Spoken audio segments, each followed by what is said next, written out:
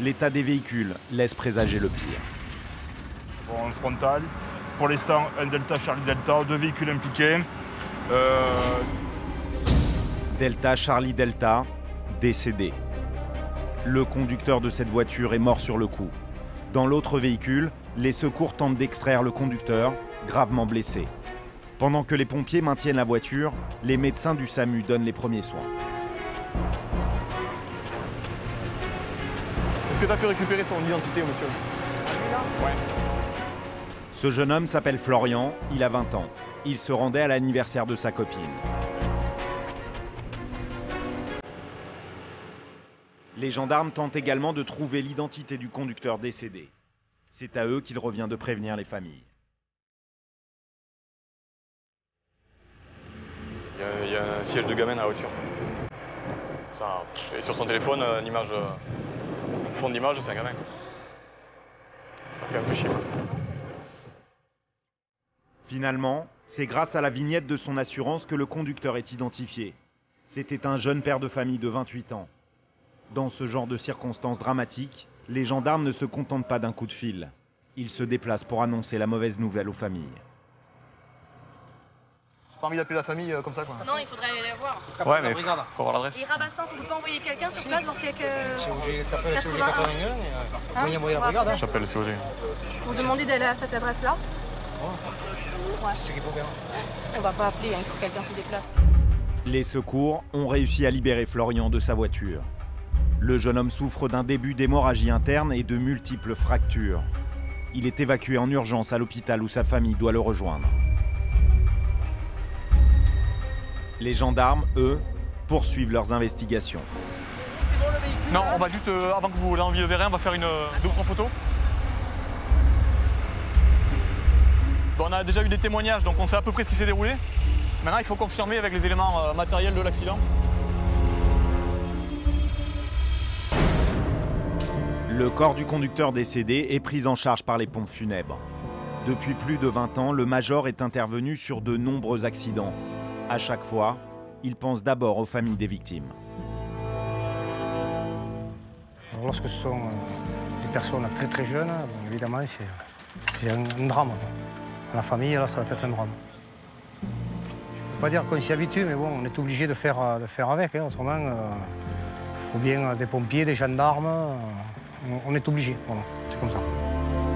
Comment cet accident s'est-il produit en pleine ligne droite et en plein jour? Qui est responsable de ce drame? Le lendemain, à la brigade de Saint-Lys, c'est le gendarme Philippe qui est chargé de l'enquête. Il va auditionner les témoins. Sonia rentrait du supermarché en voiture. Elle roulait devant, mais elle dit avoir tout vu dans son rétroviseur. J'ai entendu le choc et du rétro. J'ai vu en fait l'accident, la voiture qui était derrière, en train de doubler, qui a empalé carrément mais l'autre voiture, mais comme si c'était un train qui passe quoi. Il a carrément perlé, il l'a mis dans le fossé, ça a duré quoi, 3 secondes. Sonia était dans la voiture rouge quand elle aurait vu dans son rétro un véhicule déboîter et percuter la voiture de Florian. La violence du choc a été terrible. C'est pour ça que j'ai pas compris à quelle vitesse il devait rouler pour que ça puisse se passer si rapidement avec tant de violence et qu'il soit vraiment projeté comme ça. 24 heures après le drame, la jeune femme est toujours traumatisée. Et ça choque, c'est sûr. Ça fait quand même là depuis hier que j'y pense. Puis après, on essaie d'avoir peut-être une autre philosophie sur la vie qu'on a aussi, les priorités, les choses comme ça. Ça remet pas mal de choses en question. Et après, bon, voilà, faut avancer. L'audition est terminée. Pour le gendarme Michel, les circonstances de l'accident sont très claires.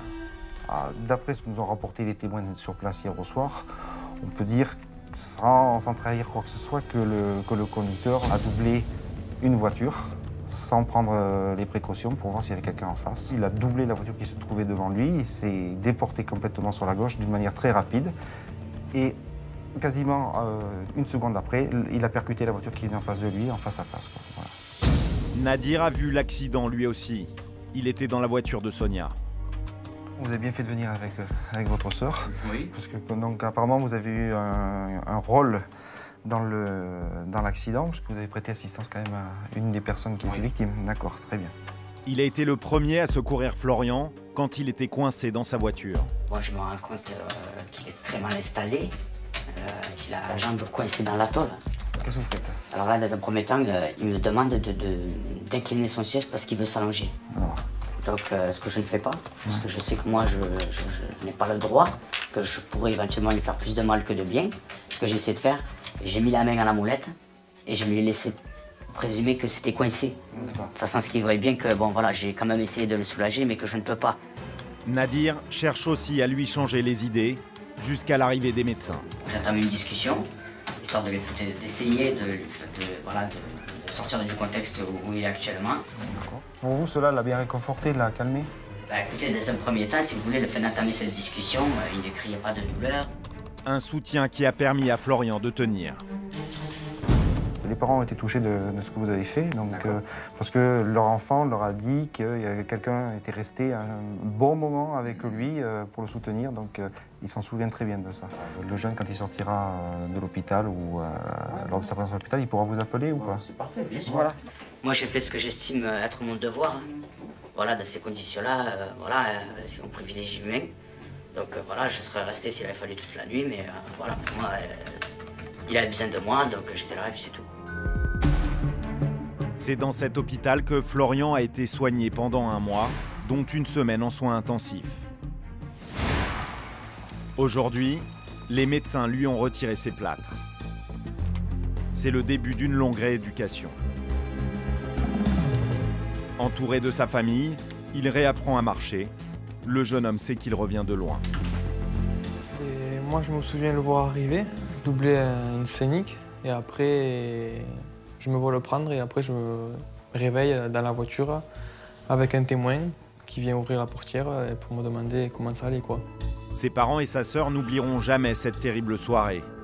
Il est 21 h quand ils reçoivent un appel téléphonique. Le téléphone qui sonne, c'était Florian. Au bout du fil, j'avais un gendarme qui m'a appelé. Il m'a dit « Non, c'est pas Florian, ici c'est la gendarmerie. » Il me dit « Votre fils a eu un accident grave, il me dit. Et bon, il faudrait que vous veniez de suite. » Et après, bon, j'ai été chercher sa mère. Mon mari qui me dit c'est Florian. Je dis quoi Florian? Il me dit il a eu un accident, j'ai en voiture. Quelqu'un qui est rentré, il a coupé la route, il m'a dit.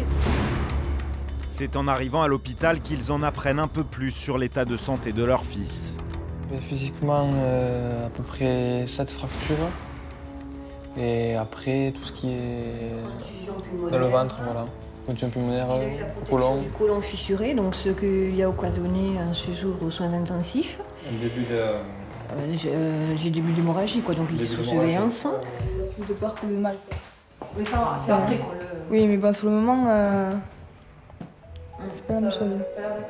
En tant que parent, on le voit sur un fauteuil à vie ou un truc comme ça, après, paralysé ou quoi que ce soit, quoi. Malgré ses blessures, Florian pense aussi à la famille de l'homme qui l'a percuté. C'est vrai que quand tu te mets à la place de l'autre famille, ça doit pas être facile non plus, quoi. C'est ça, surtout. Ça peut arriver à tout le monde, quoi. Ça aurait pu m'arriver ou comme ça aurait pu être l'inverse, quoi. Nous, on a eu la chance de l'avoir encore. On se remet tout doucement, quoi, disons. Tout ensemble. Florian est un miraculé.